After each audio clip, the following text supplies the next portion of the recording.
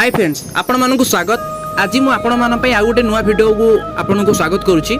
तेबे आपण माने कोन जानिछन जे साधव बहु साधारणतः बाड़ी बगीचा बिलडीह घास पड़िया और घास होइथिबा स्थान मानक देखा जांती। एहा संधिपय जातीय पोक अटे।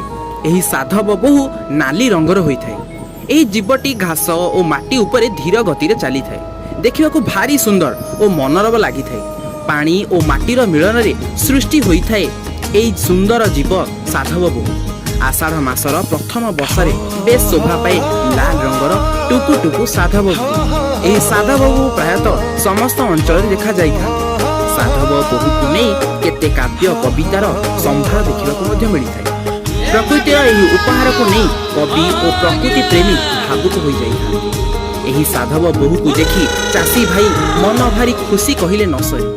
कारण साधव बहु को देखिले भल फसल हेबो बोली चासी माने अनुमान करि नै थांती। किंतु वर्तमान समय रे एही साधव बहु प्रायतः देखा मध्ये जाउना, जहार कम परिमाण रे देखिया को मिलुछि। सार कीटनाशक विभिन्न स्थान रे कंक्रीट जंगल काटी नष्ट करिबा ए समस्त पई एमानकर वंश मध्ये जदि एही भला वीडियो आपण सब देखिया पई चाहउछन्ती त निहाती भाबरे चैनल को लाइक शेयर और सब्सक्राइब। धन्यवाद। जय जगन्नाथ।